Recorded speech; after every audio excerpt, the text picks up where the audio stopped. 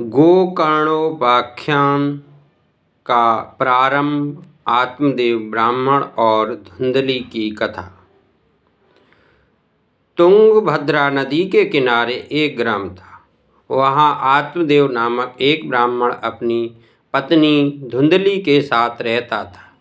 आत्मदेव पवित्र था, परंतु धुंधली स्वभाव की क्रूर, झगड़ने वाली और दूसरों की नुक्ताचीनी करने वाली थी।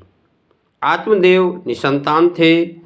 संतान के अभाव से आत्मदेव दुखी थे। संतान के लिए आत्मदेव ने बहुत प्रयत्न किए, परंतु कोई सफलता नहीं मिली। अतः उसने हत्या करने का निश्चय किया। आत्मदेव ने वन की ओर प्रयाण किया। घूमते फिरते रास्ते में नदी का किनारा आया। वहाँ उसे एक महात्मा मिली। आत्मदेव उस महात्मा के पास गया और रोने लगा। महात्मा ने उससे उसके दुख का कारण पूछा। आत्मदेव ने कहा कि मेरे पास खाने पीने के लिए तो बहुत कुछ है, परंतु मेरे पास खाने वाला कोई नहीं है, अतः मैं दुखी हूँ।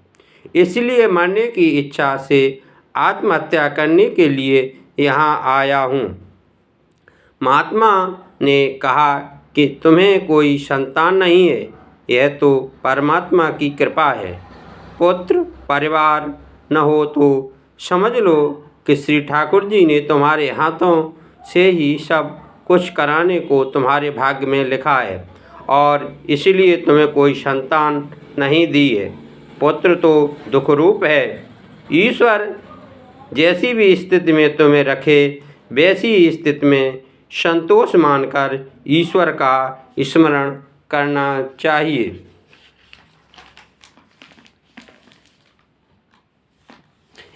एक बार एकनाथ महाराज विट्ठलनाथ जी के मंदिर में दर्शन करने गए। एकनाथ को सुयोग्य पत्नी मिली थी, इसलिए वे श्री भागवत का उपकार मानते थे। वे कहते थे कि मुझे स्त्री का संग नहीं, सत्संग दिया है। थोड़ी देर बाद उस मंदिर में भक्त तुकाराम जी दर्शन करने आए। तुकाराम की पत्नी करकसा थी। करकसा पत्नी के लिए भी तुकाराम भागवत का उपकार मानते थे।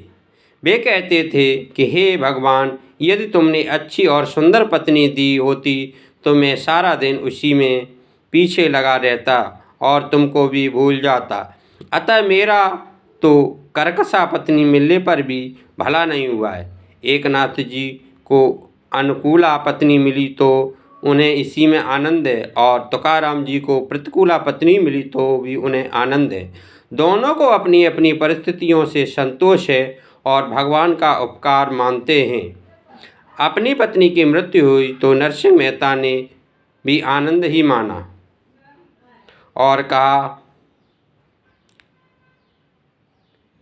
अर्थात अच्छा हुआ कि कुटुंब का झंझट छूट गया। अब तो मैं बड़े सुख से निश्चिंत मन से श्री गोपाल का भजन कर सकूँगा। एक संत की पत्नी अनुकूला थी, दूसरे की प्रतिकूला थी और तीसरे की संसार को छोड़कर चली गई। फिर भी ये तीनों महात्मा अपनी अपनी परिस्थितियों से संतुष्ट थे। हरि ओम। शांति शांति शांति।